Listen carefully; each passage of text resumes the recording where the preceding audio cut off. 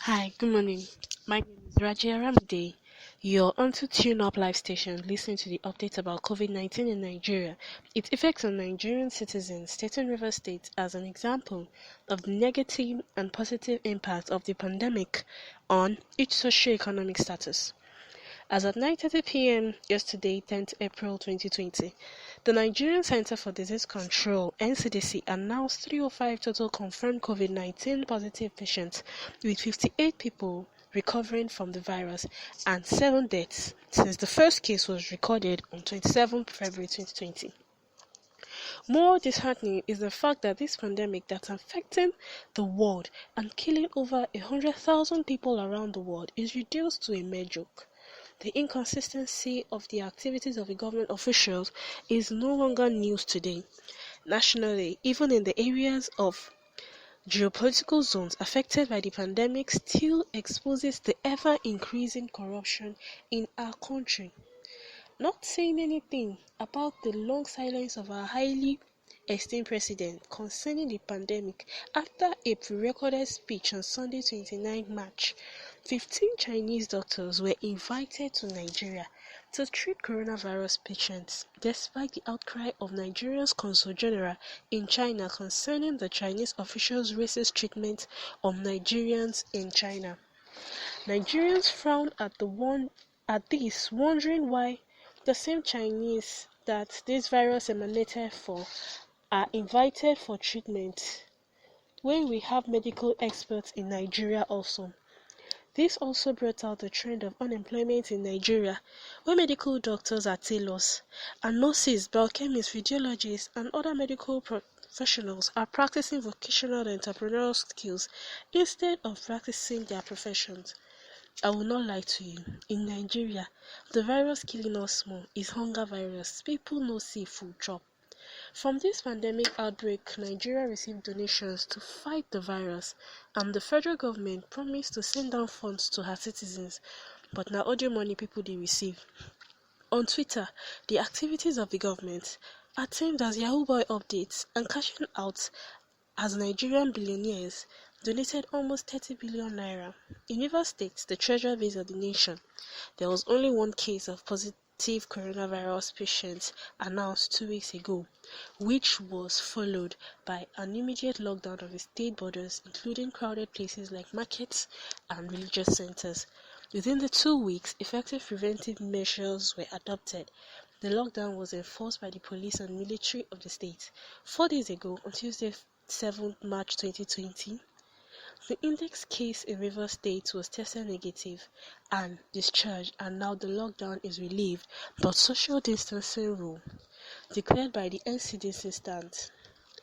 Economically, everyone is affected by the pandemic because, beyond the tragic health hazards and human consequences of the COVID-19 pandemic, the economic uncertainties and disruptions that have resulted come at a significant cost to the global economy. There are implications on the economy from both the demand and supply sides. Some of the demand factors include social distancing, with consumers staying at home, limitations in spending, and declining consumptions. On the supply side, factories are shutting down or cutting down production and output, while in other instances, staff work from home limits physical contact. The decision to close educational institutions and schools around the globe in an attempt to contain the pandemic has also led to a soaring number of children, youths, and adults not attending schools. These educational disruptions are being escalated, particularly for the most vulnerable members of the society, as the country still as as the country still sluggishly struggles to recover from the 2016 recession, which was a fallout of global oil price crash and insufficient foreign exchange earnings to meet imports. The emergence of COVID-19 and its increasing evidence in Nigeria has called for drastic reviews and change in the earlier revenue expectations and fiscal projections. Furthermore, cutting expenditures must be done such that the already excluded group and vulnerable are not left to bear the brunt of the economic contraction.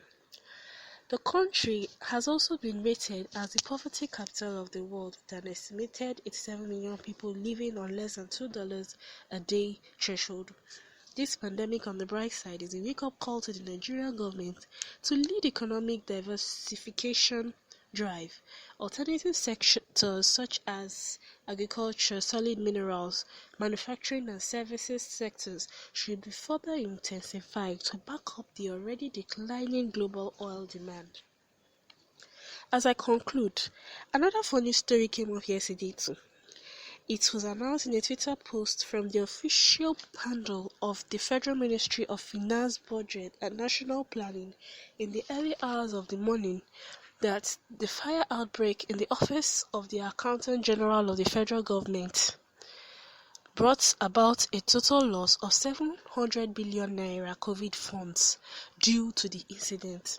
The Finance Ministry denied the news, stating that the Minister of Finance, Budget and National Planning, Zainab Ahmed, did not in any way attend any press conference or interview where she made such claims. The Finance Ministry noted that no money was lost as a result of the fire incident. While we ponder and wonder at the ambiguity of the news reports, our former President, Obasanjo, disclaimed that the cases of COVID-19 in Nigeria is all a scam. While many people are battling for their lives, some are having fun, confusing scared and isolated citizens with caricature of tales inside life.